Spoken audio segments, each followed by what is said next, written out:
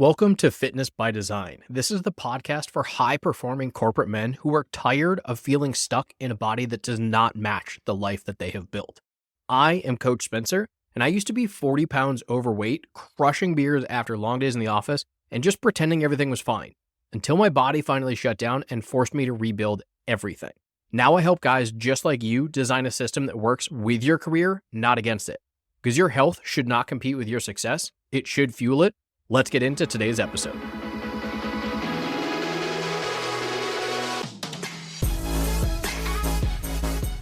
You don't have a discipline problem. You have a design problem. Because if you're a senior level man, you're running your business, you're leading a team, you're carrying the weight of your family, then you have probably told yourself more than once, I just need to lock in again.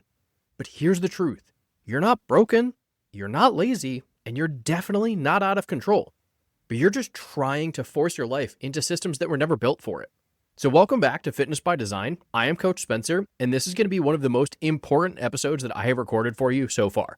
Because this one, it's not just tactical, this one's personal. So you've done this before. You hit a point where you're frustrated with how you feel, you notice your shirts are tighter, the mirror starts to feel like a bad reminder instead of your actual reflection. So you tell yourself, that's it, I'm done messing around.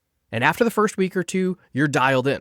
You're meal prepping, you're waking up early, you're skipping those beers at dinners and happy hours. Maybe you're even doing extra cardio. But then work gets busy, you miss one workout, then two, then you have to travel and you're on the road for a night or two. Something throws you off. You're starving because you've skipped breakfast for 3 weeks.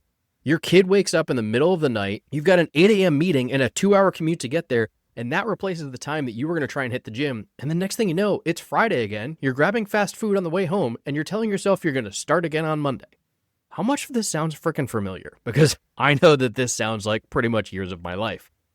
Well, here's the part that no one actually talks about. And it's not that you lack discipline. It's that your life is literally operating at such a high level of demand that any plan that you follow absolutely requires perfect consistency or it's guaranteed to fail. You're not a beginner, but you're also not 25 years old anymore. You're not a college kid who can just live off of chicken and rice and pre-workout with no responsibilities and see results. You're a high-performing man. You have a real life. You have real stakes in that life, and you have real people depending on you.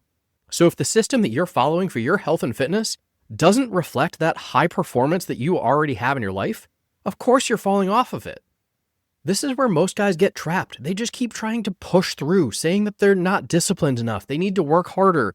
They assume the problem is them, not the strategy they're taking. They double down. They take the harder diet approach. They do earlier workouts. They eat fewer carbs. They're doing more restrictions. Fuck, maybe you've even tried 75 hard because you're like, this is it. This is what I got to do. And then it all collapses. And it's because you are already stretched so thin. Your recovery is non-existent. Your sleep is inconsistent. And your energy is being pulled in 17 different directions every single day. But the plan that you're trying to follow, it's so rigid, it's unforgiving, it's inflexible. And every single time that you fall off, your coach or some asshole on the internet says, you're just not trying hard enough, or you don't want it bad enough. Fuck that, man. This is not a lack of effort that's hurting you. It is the refusal to accept that the system that you were following was never actually designed to survive the reality that you and I live in, with 2-hour commutes, 9 to 5 plus jobs, and having to still balance everything else around it. Trying harder isn't leadership, it's just denial. So you're probably saying like, yeah, cool, Spence, great. What actually works, man? Well, what does it look like to build a body that reflects your leadership without having to give up the life that you've built? Well, let's start to walk through it. Number 1, you have to anchor your nutrition with repetition, not perfection. You don't need to track every single bite of food to make progress. You don't need to live in MyFitnessPal. You just need to be reliable and repeatable. So pick 2 or 3 meals that you genuinely like, that align with your goals, and eat them on repeat. Eat them on your busiest days, eat them on your busiest hours, make them quick, make them easy to prep, and not worry about it. Maybe that's eggs with toast and fruit in the morning. Maybe it's making a protein shake and drinking that while you're driving to the office. Maybe it's steak, potatoes, and salads at dinners. The goal is to stop decision-making around your food, because when you remove the friction of decisions, you can create consistency without having to try that hard. And then secondly is, man, start lifting like a grown-ass adult. 3 to 4 times a week, you get in, you get focused, you hit the movements that build strength and lean muscle mass. You're not chasing soreness. You're not chasing sweaty shirts. You're not trying to burn calories. You need to build a stronger, more capable body for yourself and for your family. You need to train your back, your legs, your core, your arms. You push, you pull, you carry. You move like a man who wants to keep playing with his kids when they're 10, 12 years old, trying to beat your ass in the basketball court, not just keeping up with them today while they're maybe just crawling around on the carpet. Number 3 is you need to walk every day, man. Walking is not just good for fat loss. It's good for everything. It's good for your mind. It's good for your heart. It's good for fat loss. It's good for everything. It is going to help regulate your appetite. It's going to help clear away stress. It's going to keep your joints moving and your blood flowing. If you can walk for just 20 minutes a day, lift 3 times a week, you are already ahead of 90% of the guys your age. And then number 4, use your calendar like a secret weapon. Because you live by your calendar in the office.